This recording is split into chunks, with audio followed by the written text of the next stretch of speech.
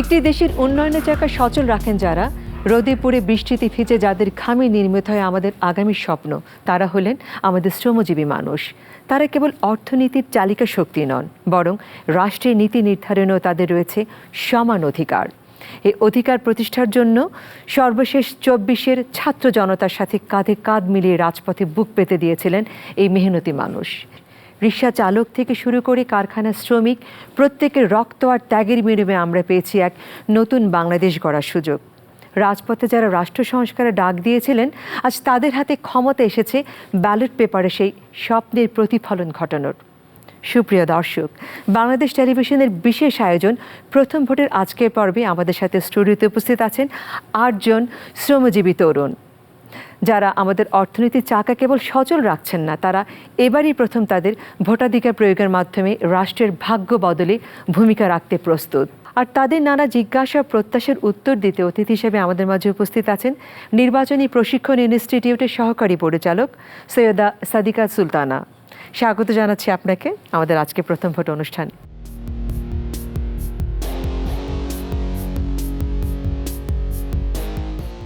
আপনাকে অনেক অনেক স্বাগত আমাদের প্রথম ভোটে আসবার জন্য।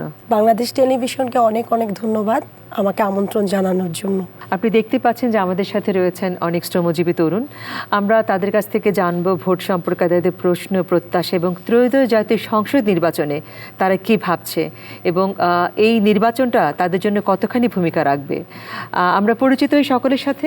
প্রথমে আমি আমার ডান সাইড থেকে পরিচয়টা জানবো। আমার নাম শিপন আহমেদ, আমি কৃষিকাজের সাথে জড়িত। আমার বাসা পাড্ডার ফকিরখালীতে। আমার নাম মোহাম্মদ মনোয়ার হোসেন, আমার বাসা নীলফামারী, আমি একজন নির্মাণ শ্রমিক। আমার নাম লিমা, আমি একজন গার্মেন্টস কর্মী, আমার বাসা হলো মেরাদা দুতলা মুর্শিদ। আমার নাম মোহাম্মদ শাকিব খান, আমি একজন ক্ষুদ্র চা বিক্রেতা। এবার আমি আমার বাম দিকে যাব, আমি তাদের কাছ থেকে তাদের পরিচয়টা জানবো। আমার নাম মোহাম্মদ রিয়াদুল ইসলাম, আমি একজন ড্রাইভার। আমার নাম মোহাম্মদ রুবেল, আমি একজন সবজি বিক্রেতা। আমার নাম সাহেরা, আমি বাসা বাড়ি কাজ করি। আমার নাম মোহাম্মদ ইসরাফিল শেখ, পেশায় আমি একজন রিক্সা চালক, আমার বাসা খিলগাঁও এলাকা। আমরা সবার পরিচয় জানলাম এবং পরিচয় জেনে খুবই ভালো লেগেছে। অনেক অনেক দূর থেকে এসেছে, আপনাদের সবাইকে আসলে অনেক অনেক ধন্যবাদ। আপনার কাছে আসতে চাইছি, বাংলাদেশের ইতিহাসে দেখা গেছে যে কোনো আন্দোলনে কিন্তু এই শ্রমজীবী মানুষের ভূমিকাটা খুবই অগ্রগণ্য। নীতি নির্ধারণের সময় দেখা যায় কি খুব সীমিত সংখ্যক একটু তাদের অংশগ্রহণ থাকে। আপনার কি মনে হয় ত্রয়োদশ জাতীয় সংসদ নির্বাচনে এই যে বিশাল সংখ্যক তরুণ, তাদের ভূমিকাটা কতখানি প্রভাব পড়বে বলে মনে করেন? আমি মনে করি যেহেতু আমাদের জাতীয় সংসদ নির্বাচনের যে ভোটার তালিকা আছে, সেই ভোটার তালিকার প্রায় 30% হচ্ছে তরুণ ভোটার এবং সেখানের মধ্যে উল্লেখযোগ্য সংখ্যক হচ্ছে শ্রমজীবী তরুণ ভোটার। তারা জাতীয় সংসদ নির্বাচনে প্রভাব ফেলবে এজন্য যে তাদের যে জীবন সংগ্রামের যে ইতিহাস দিয়ে তারা যে জীবন সংগ্রামের সাথে চলছে, তাদের সংগঠিত এবং সচেতন মতামত যখন তারা প্রয়োগ করবে, সেটা রাজনীতিতে, জাতীয় সংসদেও কিন্তু এটার প্রভাব পড়বে। শহর এবং শিল্পকেন্দ্রিক এলাকাগুলোতে দেখা যাবে যে তাদের ভোটের মাধ্যমেই ফলাফল অনেকাংশে নির্ভর করবে, যে তাদের ভোটটি ভবিষ্যতে কর্মসংস্থান সৃষ্টি, দক্ষতা, প্রশিক্ষণ, ন্যায্য মজুরি এগুলোর জন্য আইন প্রয়োগেও জোরালো ভূমিকা রাখবে। আপনার কথা থেকে বুঝতে পারলাম যে আমাদের শ্রমজীবী যে ভাই বোনরা আছে তাদের কিন্তু ভোটটা আসলে খুবই গুরুত্বপূর্ণ ভূমিকা রাখবে ত্রয়োদশ জাতীয় সংসদ নির্বাচনে। আমি প্রথমে যাব আমার বাপাশে রিয়াজের কাছে। রিয়াজ একজন গাড়ি চালক, তো রিয়াজের কাছে আমি জানতে চাইবো যে রিয়াজ, আপনারা তো অনেকেই গতবার ভোটার হয়েছেন কিন্তু গত নির্বাচনে অংশগ্রহণ করেননি, এবার নির্বাচনে অংশগ্রহণ করতে যাচ্ছেন কেন? আগে নির্বাচনে আমরা ভোট কেন্দ্রে যেতে পারি না, ভোট আজও হবে কি না বা নির্বাচন হবে কি না, আর আমার যে ফ্যামিলি আছে, আমার বউ বাচ্চা আছে, তাদের দায়ভার কে নেবে, তার জন্য ভোট কেন্দ্রে যাই না। এবার আশা আছে ভোট কেন্দ্রে যাব, কি হয় সেটা পরে দেখা যাবে। তাহলে গতবার কেন ভোট দিতে যাননি, কি সমস্যা ছিল?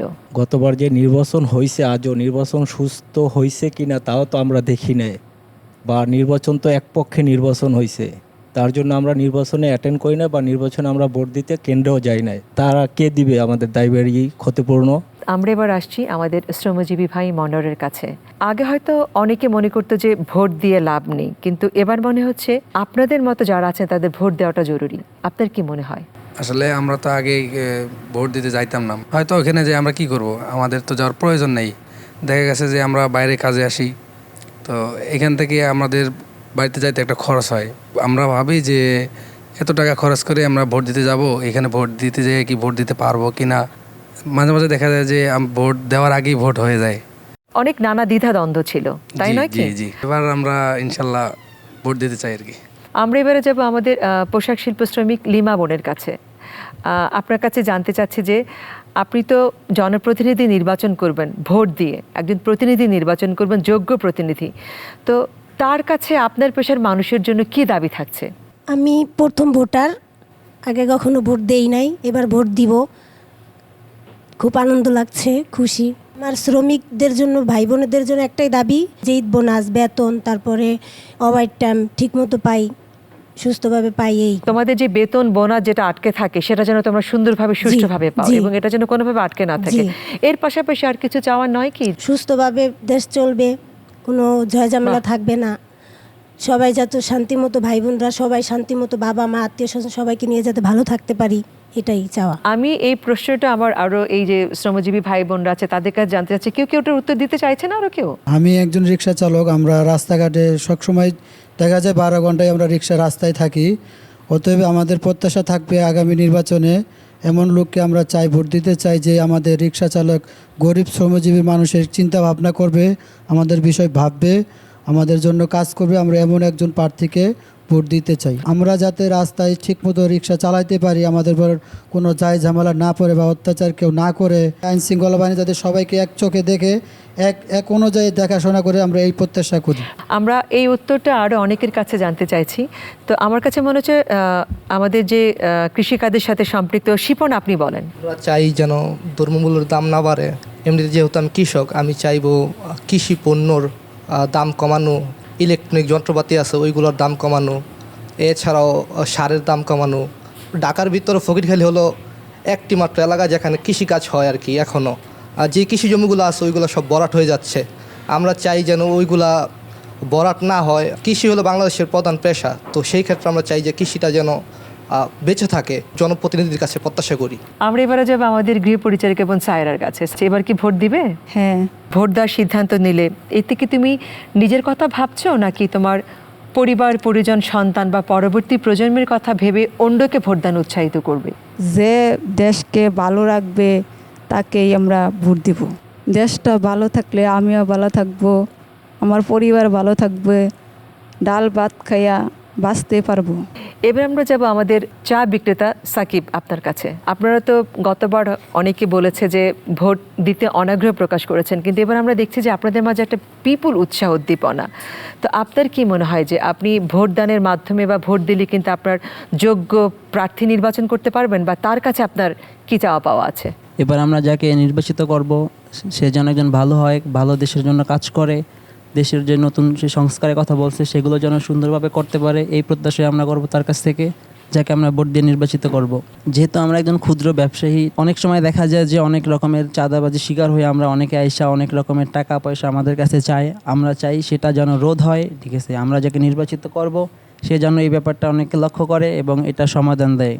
আমরা আবার আমাদের নির্মাণ শ্রমিক মনোয়ারের কাছে যাচ্ছি। অনেক সময় আমরা দেখি কিন্তু যে ভোট দেওয়ার আগে একটা বিশাল বড় শক্তি এসে একটা ভালো অঙ্কের টাকা প্রস্তাব দেয় যে আপনি টাকাটা পেলেন বা টাকাটা আপনাকে দিল, আপনি হয়তো সেই প্রতিনিধিকে ভোট দেওয়ার জন্য আপনাকে একটা জোরপূর্বক একটা প্রভাব খাটায়। তো আপনার কি মনে হয়, আপনি কি সেই প্রলোভনে যাবেন, নাকি 5 বছরের জন্য আপনি একজন যোগ্য প্রতিনিধি নির্বাচন করবেন? জি, অবশ্যই আমি যোগ্য প্রার্থী নির্বাচন করব, যেহেতু 5 বছর আমাদের দেশটাকেও সামলে রাখবে। তো সেহেতু আমরা তো চাবো যে একজন ভালো মানুষকে আমরা ভোট দিয়ে আমি ক্ষমতায় বসাই। তো আগে যা হয়েছে, এখন তো সব আর দেখবো না। তো অতএব আমরা যোগ্য প্রার্থী নির্বাচন করে ভোট দেবো। মানে কোনো প্রলোভনই আপনাদের এবার ঠেকাতে পারবে না? জি, সব প্রলোভন থেকে আপনার ঊর্ধ্বে এবার। জি জি। এই প্রশ্নের উত্তরটা আমি তো মনোয়ারের কাছে পেলাম, আপনারা কি কেউ দিবেন এই প্রশ্নের উত্তরটা? আমরা চাইতেছি বাংলাদেশে যেন ভালো একটা সরকার আসে, সে যেন জনগণ মানুষের সেবা করে, প্রতিনিধি ভালো হয়। আর টাকা দিয়া নির্বাচনে নিতে চাই, আমরা ওখানে যাইতে চাই না। আমরা চাইতেছি ভালো একটা সরকার আসুক। আমরা ইশরাফিল রিক্সা চালক আপনার কাছে ভাই জানতে চাইছি যে নির্বাচিত সরকারের কাছে আপনাদের আর কি প্রত্যাশা আছে? আমাদের সাধারণ মানুষের পক্ষ থেকে যেভাবে আমাদের যত দ্রব্যমূল্য যেভাবে বৃদ্ধি পাচ্ছে সেটা যাতে বৃদ্ধি না পায়, কমে আসে। আমরা সেই আশা করি, সরকারের কাছে দাবি করি। এবং সাধারণ মানুষ যারা আছে, সরকারের পক্ষ থেকে দেখা গেছে অনেক অনুদান আসে আপনার গরিব মানুষের জন্য। সেই অনুদানগুলো যাতে সাধারণ মানুষ একবারে মানে এমনি পায়, সেই দিকে যাতে সরকার লক্ষ্য রাখে। আর ন্যায্যমূল্য, বিশেষ করে যারা আমরা সাধারণ কর্মজীবী আছি, যারা দিন মজুর, মানে আয়টা খুব অল্প, কিন্তু সেই তুলনায় দেখা গেছে বাজারের সকল জিনিসপত্রের দাম অনেক বেশি। আমাদের একদিনের হাজিরা টাকা দিয়ে দেখা গেছে আমাদের সকল জিনিস, যার ফ্যামিলিতে 2জন ছেলে সন্তান আছে, তারা টোটাল 4 জন, তাদের একজনের আয়ের টাকা দিয়ে দেখা গেছে একদিনের বাজার করতে গেলেই খুব চাপের মুখে পড়তে হয়। অতএব আমাদের সরকারের কাছে বা আমাদের আশাবাদী, আমরা আশা করি যে প্রথমত দ্রব্যমূল্যের দাম একদম কমিয়ে আনবে, যাতে সাধারণ মানুষের কষ্ট কমে আসে। এবার আমরা যাব আপনাদের কাছে যে আপনারা ভোট সংক্রান্ত আপনাদের খুঁটিনাটি কোনো প্রশ্ন বা কোনো জিজ্ঞাসা যদি থাকে, তাহলে আপনি আমাদের আজকের আমন্ত্রিত অতিথিকে করতে পারেন। যেহেতু আমরা প্রথম ভোটার, আমার প্রথম ভোট উঠছে, তো আমি তো আর আগে কখনো ভোট দিতে যাইনি, তো আমি ভোট দিতে যাব, এখন কি কি নিয়ে যাব এটা তো আমার জানা নেই। অবশ্যই আমার এটা জানার প্রয়োজন, যদি ম্যাডাম একটু বলতো আর কি। আপনার কোনো জাতীয় পরিচয়পত্র নিয়ে ভোট কেন্দ্রে যেতে হবে এরকম কোনো বাধ্যবাধকতা নেই। আপনি ভোটার স্লিপ, যেটা প্রার্থীরা দেখবেন যে প্রতীক বরাদ্দের পরে তারা কিন্তু প্রত্যেক প্রার্থী কিন্তু ভোটার স্লিপগুলো মানুষের বাসায় বাসায়, কিন্তু আপনি যে এলাকায় সে ভোটার সেখানে কিন্তু তারা পৌঁছে দিচ্ছে। সেই ভোটার স্লিপের নাম্বারটা আপনি নিয়ে যাবেন, ভোটার স্লিপটা নিয়ে যাবেন, সেখানে 4 ডিজিটের ক্রমিক নাম্বার আছে। সেই ক্রমিক নাম্বারটা যদি আপনি বলতে পারেন, আপনি ওই জায়গাতে আমাদের ভোট কেন্দ্রে ভোট কক্ষে গিয়ে আপনাকে আমাদের যিনি সহকারী প্রিজাইডিং অফিসার এবং পুলিং অফিসার আছে, তারা অবশ্যই আপনাকে সহায়তা করবে। তার মানে আপা আমরা এটা বুঝতে পারলাম, ওদের জন্য আমি একদম খুলে বলছি যে ভোট কেন্দ্রে যাওয়ার জন্য শুধু আমরা যে ভোটার যে স্লিপটা থাকে সেটা নিয়ে যাবো, আর কোনো কিছু নেওয়ার প্রয়োজন নেই, তাই নয় কি আপা? আচ্ছা, আর কারো প্রশ্ন? আমরা যেহেতু ক্ষুদ্র ব্যবসায়ী, সেক্ষেত্রে আমাদের অনেক সময় ভোটের টাইম মিলে না, আমরা কখন যাব সেটা হচ্ছে আমার একটা প্রশ্ন। আর দ্বিতীয় প্রশ্ন হচ্ছে, আমরা এর আগে কখনো ভোট দিই না, এবার যা শুনেছি সংসদ নির্বাচনের ক্ষেত্রে এবার ব্যতিক্রম কিছু দেখা যাচ্ছে, সেটা হচ্ছে গণভোট নামে একটা ভোট, হ্যাঁ অথবা না, সেটা যদি একটু বলতেন। আমাদের ভোট গ্রহণ চলবে সকাল 7:30 থেকে বিকাল 4:30 পর্যন্ত বিরতিহীনভাবে। আপনি এর মধ্যে যে কোনো সময় গিয়ে আমাদের ভোট কেন্দ্রে ভোট দিতে পারবেন। আর গণভোটের বিষয়টা হচ্ছে হ্যাঁ ভোট এবং না ভোট। এইবার আমাদের জাতীয় সংসদ নির্বাচনে আমরা 2 ধরনের ব্যালট দিচ্ছি, জাতীয় সংসদের ব্যালট এবং গণভোটের ব্যালট। জাতীয় সংসদের ব্যালটটা সম্পর্কে আমরা সবাই জানি যে ওখানে প্রার্থীর প্রতীক এবং প্রার্থীর নাম সম্বলিত প্রতীক থাকবে। আর গণভোটের বিষয়টা হচ্ছে যে গণভোটে আপনার জুলাই যে জাতীয় সনদ যেটা আছে সেটার পক্ষে আপনার মতামতের জন্যই এই গণভোটটা দেওয়া হয়েছে। যে জুলাই জাতীয় সনদের ভিতরে 4টা দফার কথা আছে, সেই 4টা দফার মধ্যে আছে নির্বাচনকালীন সময়ে তত্ত্বাবধায়ক সরকার, নির্বাচন কমিশন এবং অন্যান্য সাংবিধানিক প্রতিষ্ঠানের জুলাই জাতীয় সনদের বর্ণিত আলোকে এটা কিভাবে গঠন করা হবে সেটা সম্পর্কে আছে। তারপরে আছে হচ্ছে আগামী জাতীয় সংসদ হবে 2 কক্ষ বিশিষ্ট। তারপরে আছে হচ্ছে নারীর প্রতিনিধির বৃদ্ধি, প্রধানমন্ত্রীর মেয়াদ, রাষ্ট্রপতির ক্ষমতা এবং বিচার বিভাগের স্বাধীনতা, মৌলিক অধিকার, এই বিষয়গুলো জুলাই জাতীয় সনদে আছে। এই জুলাই জাতীয় সনদটাকে আপনি সমর্থন করেন কিনা, যদি সমর্থন করে থাকেন তখন আপনি হাতে ভোট দেবেন। আর যদি মনে করেন যে আমি এটা সমর্থন করি না, এই সংস্কারগুলো আমি চাচ্ছি না, তাহলে আপনি না ভোটে ভোট দেবেন।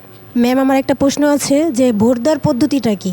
ভোট দেওয়ার প্রক্রিয়াটা হচ্ছে যে আপনি যেহেতু যেই এলাকার ভোটার, আপনি তো ভোট কেন্দ্র অলরেডি আপনি জানতেই পেরেছেন যে আপনার এটা আপনার ভোট কেন্দ্র। সেই ভোট কেন্দ্রে আপনি ভোট দেওয়ার জন্য সুশৃঙ্খলভাবে লাইনে দাঁড়াবেন। লাইন থেকে আপনার যখন যেই নির্দিষ্ট কক্ষে যাবেন, তখন সেই জায়গাতে যাওয়ার পরে আপনার পরিচয়টা নিশ্চিত করবে হচ্ছে আমাদের পুলিং অফিসার। আমরা একটু বলে রাখি, প্রত্যেকটা ভোট কক্ষের মধ্যে একজন সহকারী প্রিজাইডিং অফিসার এবং 2 জন পুলিং অফিসার থাকবে। পুলিং অফিসারের কাছে আপনি আপনার পরিচয় বলতে আপনি যে ভোটার স্লিপটা নিয়েছেন সেটা দেখাবেন। উনি আমাদের যে ভোটার ছবিসহ ভোটার তালিকা থাকবে সেখানের সাথে আপনার চেহারা এবং আপনার নাম আপনার থেকে জিজ্ঞেস করার পরে মিলিয়ে দেখবে। অপোজিট সাইডে বসে থাকা যিনি পুলিং এজেন্ট অর্থাৎ প্রার্থীর পক্ষের যে ব্যক্তি আছেন উনিও আপনাকে শনাক্ত করবেন। শনাক্ত হওয়ার পরে আপনি আমাদের যে দ্বিতীয় পুলিং অফিসার আছে তার কাছে আপনি যাবেন এবং সেইখানে আপনাকে আপনার আঙ্গুলের মধ্যে অমোচনীয় কালি দিয়ে আপনাকে মার্ক করবে। মার্ক করার পরে আপনি চলে যাবেন আমাদের যে সহকারী প্রিজাইডিং অফিসার আছে উনি আপনাকে আপনার টিপসই বা স্বাক্ষর ব্যালট পেপারের মুড়িপত্রে টিপসই বা স্বাক্ষর উনি নেবেন। নেওয়ার পরে আপনাকে উনি 2টা ব্যালট ইস্যু করবে, একটা হচ্ছে জাতীয় সংসদের ব্যালট আরেকটা হচ্ছে গণভোটের ব্যালট। এবং আপনি যদি জানতে চান যে আমি ভোটটা ভাঁজটা কীভাবে করব ব্যালট পেপার, উনি এটাও কিন্তু আপনাকে বুঝিয়ে দিবেন। আপনি ওই 2 ব্যালট পেপার নিয়ে মার্কিং সিল সহ আপনি চলে যাবেন গোপন বুথে। সেই গোপন বুথে গিয়ে আপনি আপনার কাঙ্ক্ষিত যে প্রার্থী তাকে আপনি ভোট দিবেন এবং গণভোটে আপনি আপনার মতামত প্রকাশ করবেন হ্যাঁ বা না ভোটের মাধ্যমে। এই 2টি ব্যালট পেপার ভাঁজ করে আপনি আমাদের যে সহকারী প্রিজাইডিং অফিসারের সম্মুখে থাকা যে ব্যালট বাক্স আছে সেই বক্সের মধ্যে এই 2টি ব্যালট পেপার আপনাকে ফেলতে হবে। এই হচ্ছে ভোটদানের প্রক্রিয়া। গণভোটের যে ব্যাপারটা সেখানে মার্কিংটা কী কী থাকবে? গণভোটের যে ব্যালট পেপার আছে সেখানে নিচে হ্যাঁ এবং না টিক চিহ্ন এবং ক্রস দেওয়া থাকবে। ভোটদান প্রক্রিয়াটা আপনি হ্যাঁর বক্সে দিলেও আপনি মার্কিং সিল সেটাও যেভাবে হবে, টিক চিহ্নের সেই জায়গাতেও মার্কিং সিল দিলেও কিন্তু আমরা ধরে নিব যেটা হ্যাঁতেই পড়েছে।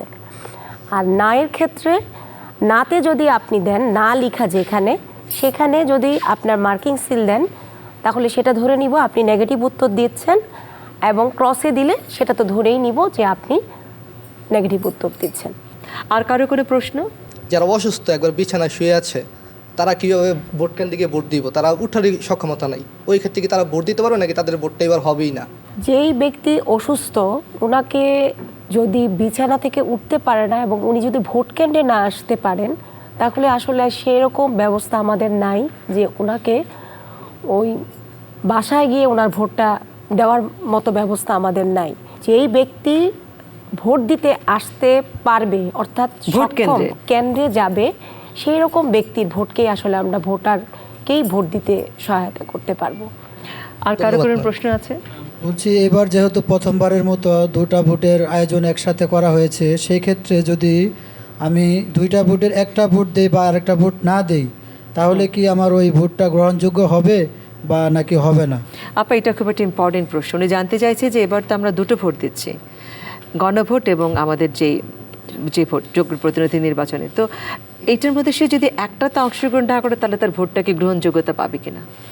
আচ্ছা, প্রথমেই বলি ওনাকে কিন্তু সহকারী প্রিজাইডিং অফিসার ওনাকে 2টি ব্যালট পেপার দিবেন। একটা হচ্ছে জাতীয় সংসদ নির্বাচনের ব্যালট পেপার আর একটা হচ্ছে গণভোটের ব্যালট পেপার। 2টি ব্যালট পেপারই নিয়ে কিন্তু গোপন বুথে যাবেন। আচ্ছা। এবং গোপন বুথে যাওয়ার পরে উনি দুটোটা ব্যালট পেপারকেই কিন্তু ব্যালট বাক্সের মধ্যে ফেলতে হবে।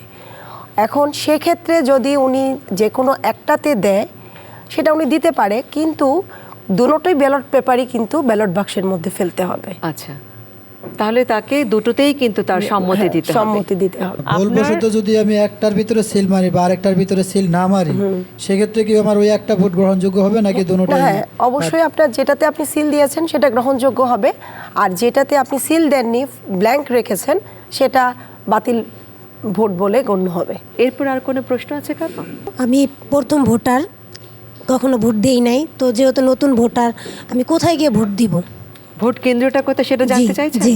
আচ্ছা, উনি জানতে চাইছে যে ওনার ভোট কেন্দ্র কোথায়, উনি কিভাবে ভোটটা দিতে পারবেন বা কিভাবে জানবেন তার ভোট কেন্দ্রটা, এরকম কিছু? জি, আমাদের নির্বাচন কমিশন যখন ত্রয়োদশ জাতীয় সংসদ নির্বাচনের শিডিউল ঘোষণা করার পরে আমরা কিন্তু আমাদের যে ভোট কেন্দ্রগুলো ফাইনালাইজ করি। এই ফাইনালাইজ করার পরে আমরা কিন্তু যে ভোটার তালিকা অনুতে কোন ভোটার কোন কেন্দ্রে ভোট দিবেন সেটাও কিন্তু অলরেডি নির্ধারণ করা হয়ে গেছে। আপনি এই তথ্যটা আমাদের যে স্থানীয় অফিস আছে সেখানে গিয়ে দেখতে পারেন। আবার আপনার যে ভোটার স্লিপ, প্রার্থী কর্তৃক যে ভোটার স্লিপ আপনাকে দিবে সেই স্লিপের মধ্যেও কিন্তু আপনার ভোট কেন্দ্রটা লেখা থাকবে। এবং আমাদের একটা smart management election management system BD একটা আছে। আপনি এই অ্যাপসটা আপনি আপনার মোবাইলে স্মার্টফোনে ডাউনলোড করতে পারেন। সেখান থেকেও কিন্তু আপনি আপনার কোনটি আপনার ভোট কেন্দ্র সেটা কিন্তু জানতে পারবেন। লিমা, আপনার উত্তরটা পরিষ্কার হয়েছে? আপনি সুন্দরভাবে বুঝতে পেরেছেন? জি। আচ্ছা, আমরা পরবর্তীতে যাব। আর কারো কি কোনো প্রশ্ন আছে? ম্যাম, আমরা যে ভোট কেন্দ্রে যাব, ফোন নিয়ে যাব, আমরা কি ওখানে ছবি তুলতে পারবো বা ভিডিও করতে পারবো? ভোট কক্ষের ভেতরে মোবাইল ফোনে কোনো ধরনের ছবি বা ভিডিও করার কোনো বিধান নাই, এবং এটা করলে কিন্তু এবং এটা ছবি আপনি আপলোড করলে এটা কিন্তু জেল জরিমানার বিধান আছে। অতএব আপনাকে অবশ্যই মনে রাখতে হবে আপনার ভোটটা গোপন। আপনি নিজেই আপনার এই গোপনীয়তাটা রক্ষা করবেন এবং কোনোভাবেই ভোট কক্ষের ভেতরে মোবাইল ফোন নিয়ে প্রবেশ করবেন না। ম্যাম, আমি যদি ভোট কেন্দ্রে যাওয়ার পরে দেখি সেখানে আমার ভোট আগেই অন্য কেউ দিয়ে দিছে, সেই ক্ষেত্রে আমাদের করণীয় কি? আসলে এবার যে ত্রয়োদশ জাতীয় সংসদ নির্বাচন, সেই নির্বাচনে আসলে আপনার ভোট আগে থেকে হয়ে যাবে এবং আপনি ভোট দিতে পারবেন না এরকম কোনো সম্ভাবনাই নাই। আমি যেটা বেশি মনে করি যে আপনি স্বতঃস্ফূর্তভাবে ভোট কেন্দ্রে গিয়ে আপনি আপনার যে মতামত সেই মতামতটা দিতে পারবেন এবং আপনার ভোট আপনি নিজেই দিবেন, অন্য কোনো ব্যক্তি আপনার ভোট আসলে দিবে না। গণভোটটা যে কি, সেটা দিলে কি হবে বা না দিলে কি হবে, তার সম্পর্কে একটু ধারণা দিলে ভালো হতো। আচ্ছা, খুব সহজ ভাষায় যদি বলতে হয়, গণভোট হচ্ছে এমন একটা পদ্ধতি যেখানে কোনো গুরুত্বপূর্ণ সিদ্ধান্ত সরাসরি জনগণের ভোটের মাধ্যমে নির্ধারণ করা হয়। অর্থাৎ জনগণ হা বা না ভোটের মাধ্যমে এই সিদ্ধান্তটা দিয়ে থাকে, যেটা আমরা এবার দিচ্ছি গণভোট। এবং এই গণভোটটা আমাদের এবারের যেটা হচ্ছে জুলাই যে সনদ আছে সেই সনদকে যদি আপনি সমর্থন করে থাকেন তাহলে আপনি হা ভোটে ভোট দিবেন, আর জুলাই সনদটাকে যদি আপনি সমর্থন না করেন তাহলে আপনি না ভোটে ভোট দিবেন। কেন্দ্রে পাহারা দিবে কারা, মানে কোন কোন আইন শৃঙ্খলা বাহিনী থাকবে কেন্দ্রে? ভোট কেন্দ্র দুই ধরনের, একটা হচ্ছে সাধারণ ভোট কেন্দ্র, একটা হচ্ছে ঝুঁকিপূর্ণ ভোট কেন্দ্র। আমাদের যে সাধারণ ভোট কেন্দ্র আছে সেই সাধারণ ভোট কেন্দ্রে 15 জন পুলিশ এবং আনসার সহ 15 জন সদস্য থাকবে। সেই আনসারের মধ্যে নারী সদস্য আছে, পুরুষ সদস্য আছে এবং আমাদের পুলিশ বাহিনীর লোকজন থাকবে। আর হচ্ছে যেটা ঝুঁকিপূর্ণ কেন্দ্র, সেখানে 16 জন সদস্য থাকবে, পুলিশ এবং আনসার সহ। আর কেন্দ্রের বাইরে নিরাপত্তার জন্য আমাদের সেনাবাহিনী এবং বিজিবি মোতায়েন থাকবে। অর্থাৎ কোনো ধরনের বিশৃঙ্খল পরিস্থিতির সৃষ্টি হলে সেখানে আমাদের যে আইনশৃঙ্খলা বাহিনীর লোকজন আছে, আইনশৃঙ্খলা বাহিনীর লোকজন যেমনি থাকবে, আমাদের নির্বাহী ম্যাজিস্ট্রেট থাকবে, জুডিশিয়াল ম্যাজিস্ট্রেট থাকবে। অতএব তারা তাৎক্ষণিকভাবে সেটার ব্যবস্থা করবে। ভোট কেন্দ্র যে যাব, আমরা তো মহিলা পুরুষের আলাদা কেন্দ্র আছে নাকি? ভোট কেন্দ্র যখন আমরা নির্ধারণ করি, আমরা পুরুষ এবং মহিলা ভোট কেন্দ্র, যেমন উভয় ভোট কেন্দ্র নিয়েও ভোট কেন্দ্র আছে, আবার আলাদাভাবে পুরুষ ভোট কেন্দ্র আছে, মহিলা ভোট কেন্দ্র আছে। এখন আপনার প্রশ্ন হতে পারে যে যেটাতে উভয় ব্যক্তি অর্থাৎ পুরুষ এবং মহিলা ভোট কেন্দ্র, সেখানে মহিলারা কিভাবে ভোট দিবে? সেখানে আমাদের মহিলাদের আলাদা বুথ থাকে এবং সেই আলাদা বুথে আমরা চেষ্টা করি যে আমাদের যিনি সহকারী প্রিজাইডিং অফিসার এবং পুলিং অফিসার সেখানে মহিলা দেওয়ার জন্য। দেখা গেল যে আমি অনেক ব্যস্ততার মধ্যে বা কোনো এক জায়গায় গেছি, আমি আসতে একটু লেট হয়ে গেছে আমার, এখন এদিকে আমার ভোটের টাইম শেষ, তো আমি খুব ইচ্ছুক আমার যে আমি ভোটটা দেবো, যেহেতু আমার প্রথম ভোট, আমি ভোটটা দিব। এখন আমি এরপরে কি মানে সময় চলে গেছে, এখন আমি কি ভোটটা দিতে পারবো আসলে, এরকম কোনো ব্যবস্থা আছে? আমাদের ভোট গ্রহণ চলবে সকাল 7:30 থেকে বিকাল 4:30 পর্যন্ত। বিকাল 4:30টার ভেতরে যদি কোনো ব্যক্তি আমাদের যে বেষ্টনী আছে সেই বেষ্টনীর মধ্যে যদি থাকে, তাকে কিন্তু আমরা ভোট দেওয়ার ব্যবস্থা করি। কিন্তু 4:30টার পরে, অর্থাৎ আপনি 5টা বাজে এসছেন ভোট দেওয়ার জন্য ভোট কেন্দ্রে, আসলে সেখানে আপনার আর ভোট দেওয়ার কোনো সুযোগ নাই। সাধারণ ছুটিটা কি শুধুমাত্র যেদিন ভোট হবে সেই একদিনের ছুটি হবে, নাকি যারা মনে করেন অনেকে আছে এক জেলা থেকে আরেক জেলায় চাকরি করে, যেরকম মনে করেন গার্মেন্টস শ্রমিক আছে, যদি একদিন ছুটি হয় সেক্ষেত্রে তার ভোট তো দিতে হবে গ্রামের বাড়িতে যেয়ে, সেক্ষেত্রে সেই একদিনের ভিতরে ভোট দিয়ে কিভাবে আসবে? ছুটিটা কি একদিনের হবে নাকি এটা বাড়বে? আমাদের যে 12ই ফেব্রুয়ারি, সেই 12ই ফেব্রুয়ারি হচ্ছে বৃহস্পতিবার। এবং এই বৃহস্পতিবার যেহেতু ভোট গ্রহণ, আপনি বুধবার দিন যদি আপনি আপনার কাজ শেষ করে যদি চলে যান আপনার যে গ্রামের বাড়ি, সেখানে গিয়ে 12 তারিখে অর্থাৎ বৃহস্পতিবার স্বাচ্ছন্দ্যে আপনি ভোট দিতে পারবেন। এবং শুক্রবার যেহেতু ছুটি আছে, সেদিন আপনি আপনার আবার ফেরত চলে আসতে পারবেন কর্মক্ষেত্রের জন্য। আমি আমার এই শ্রমজীবী তরুণ তরুণী ভাইদের জন্য একটা প্রশ্ন করতে চাই যে, হয় না অনেকে কিন্তু ভাবছে যে আমি গরিব মানুষ, আমার ভোট দিয়ে কাজ কি, বরাবরের মতো এবারও ভোট হবে, আমি বাড়িতে বসে থাকবো, হয়তো তারা ভোট দেওয়ার কথা ভাবছেন না। তাদের জন্য আপনাদের কি বার্তা থাকবে? তাদের জন্য আমি বলতে চাই যে ভোটটা আসলে গরিব বা বড়লোকের কোনো বিষয় না। একজন বড়লোক ব্যক্তির ভোটের যে মূল্য, একজন গরিব শ্রমিকের ভোটের সমপরিমাণ মূল্য। দেশের জন্য আমাদের গরিব বা বড়লোক সবাইকে এবার ভোট দিতে হবে, আমি প্রয়োজন মনে করি ভোট দেওয়ার জন্য। ভোট হচ্ছে আমার রাষ্ট্রীয় অধিকার, আমি এই ভোটে অংশগ্রহণ করব এবং আমার আশেপাশে যারা আছে তাদের সবাইকে আমি এই ব্যাপারে জানাবো এবং সবাইকে বলবো যে ভোট দেওয়ার জন্য। কারণ আমার এই ভোট এবং আমার আশেপাশে যারা আছে তাদের এই ভোটের মাধ্যমে একজন সরকার নির্বাচিত হবে এবং সে আশা করি আমরা সে সামনের 5 বছর আমাদের এই বাংলাদেশকে প্রতিনিধিত্ব করবে। আপনাদের সবাইকে অনেক ধন্যবাদ। আপনারা আমাদের প্রথম ভোট অনুষ্ঠানে এসেছেন, আপনাদের মূল্যবান সময় দিয়েছেন। আপা, আপনাকে অনেক ধন্যবাদ। আপনি অনেক কষ্ট করে আমাদের প্রথম ভোট অনুষ্ঠানে এসেছেন এবং আপনার মাধ্যমে ওরা কিন্তু অনেক কিছু খুঁটিনাটি বিষয়গুলো জানতে পেরেছে। সুপ্রিয় দর্শক, আজ আমরা আমাদের স্টুডিওতে আসা 8 জন শ্রমজীবী তরুণ তরুণী চোখে বাংলাদেশের স্বপ্ন দেখেছি এবং তাদের মুখে শুনেছি বাংলাদেশকে নিয়ে তাদের অত্যন্ত সহজ সরল ভাবনাগুলো। দেখা হবে প্রথম ভোট অনুষ্ঠানের আগামী পর্বে নতুন কোনো ভোটারদের সাথে নিয়ে। সবাই ভালো থাকবেন, সুস্থ সুন্দর থাকবেন, আর হ্যাঁ, বাংলাদেশের সাথেই থাকবেন।